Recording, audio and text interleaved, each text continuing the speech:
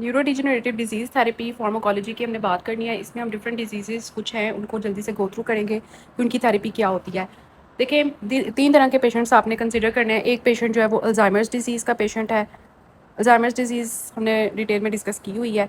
तो Alzheimer's disease का एक पेशेंट है। दूसरा पेशेंट जो है वो एमायोट्रोफिक लेटरल स्क्लेरोसिस का है और एक पेशेंट हंटिंगटन डिज़ीज़ का है। ठीक है, तो अल्ज़ाइमर्स डिज़ीज़ के पेशेंट में मेन मसला क्या है कि वो हर चीज़ भूल रहा है। एएलएस के पेशेंट में ज़्यादा मसला यही है कि वो चल फिर नहीं सकता और हंटिंगटन डिज़ीज़ का ये मसला है कि वो डांस ही करता जा रहा है, वो अपने आप को स्टॉप नहीं कर सकता। तो क्या इन सब की मेडिसिन सेम होगी? नहीं, क्योंकि डिफरेंट प्रॉब्लम्स हैं, डिफरेंट मेडिसिन होंगी। सबसे पहले अल्ज़ाइमर्स डिज़ीज़ की मेडिसिन की बात करते हैं। अल्ज़ाइमर्स डिज़ीज़ में बेसिकली क्या था कि एसिटाइलकोलिन जो था वो नहीं था, जिसकी वजह से उसकी मेमोरी बहुत ज़्यादा पुअर हो गई थी। ठीक है, तो साइड इफ़ेक्ट्स क्या हैं? एसिटाइलकोलिन जो है वो जब नहीं है तो साइड इफ़ेक्ट्स जो हैं वो शुरू हो जाते हैं। तो इसमें हमारा मेन क्या है ट्रीटमेंट का एम कि हम एसिटाइलकोलिन का लेवल ज़्यादा करें ताकि मेमोरी अच्छी हो जाए। तो एसिटाइलकोलिन को हम कैसे ज़्यादा कर सकते हैं? इस तरह के एसिटाइलकोलिन को जो बॉडी में मारने वाला एंजाइम है उसको हम ख़त्म कर दें। तो हम ऐसी ड्रग्स देंगे जो एसिटाइलकोलिनेस्टरेज़ को ब्लॉक करेंगी। तो कौन सी ड्रग्स हैं? डनपेज़िल, रिवास्टिगमीन, जेलेंटामीन। ये बेसिकली क्या करती हैं? एसिटाइलकोलिनेस्टरेज़ एंजाइम को मारती हैं, जिसकी वजह से एसिटाइलकोलिन जो होता है वो मरता नहीं है, वो ज़िंदा रहता है और जिसकी वजह से मेमोरी इंप्रूव हो जाती है। तो ये ड्रग्स अल्ज़ाइमर्स डिज़ीज़ का क्योर नहीं है, ये जस्ट उसके सिम्टम्स को इम्प्रूव कर रही है, मेमोरी को इम्प्रूव कर रही है। दूसरी ड्रग अगर हम बात करें मेमेंटीन की, तो बहुत ज़्यादा ग्लूटामेट जो होता है ना, वो क्या करता है कि एनएमडीए रिसेप्टर को एक्सेसिवली एक्टिवेट करता है, जिसकी वजह से कैल्शियम अंदर आता है, एक साइटोटॉक्सिसिटी होती है।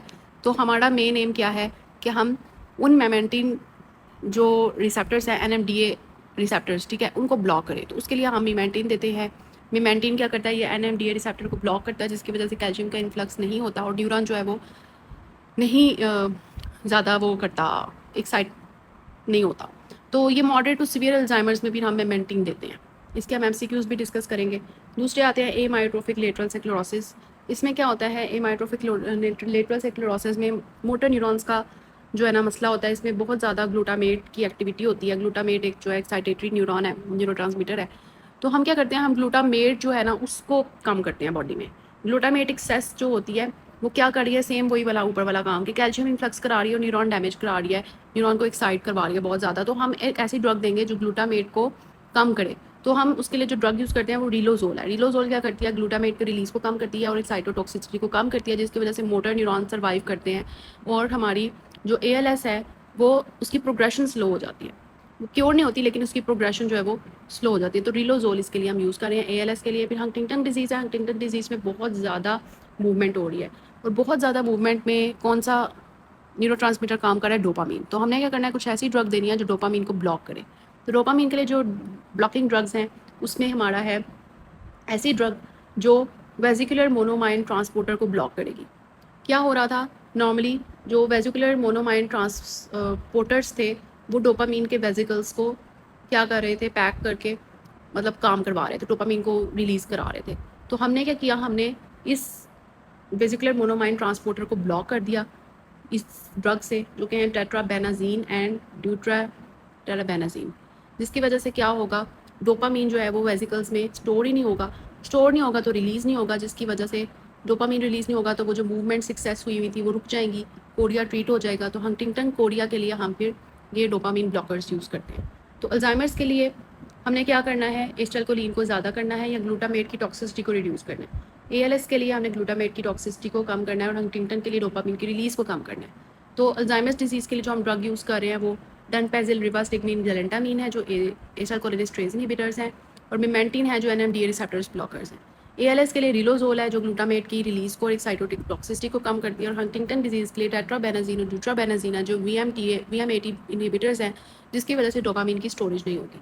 So this was about the topic neurodegenerative disease therapy. अब हम इसके एमसीक्यूज डिस्कस करते हैं। Let's discuss the MCQs. Alzheimer's disease, which drug is used in patch form for Alzheimer's disease?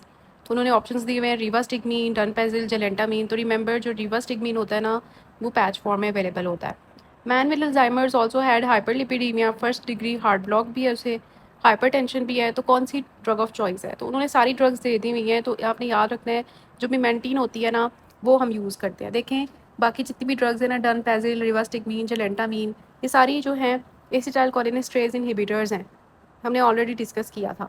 तो इनकी वजह से क्या होता है, जब एसिटाइलकोलिन बहुत ज़्यादा हो जाता है ना, तो ब्रेडिकार्डिया होता है, एवी कंडक्शन डिले होता है, worsening of first degree heart block होता है। इस वजह से हम इनको मिमेंटिन देते हैं। मिमेंटिन जो है वो डिफरेंट मैकेनिज्म है उसका, वो NMDA, जिसकी वजह से हम इसको प्रेफर करते हैं।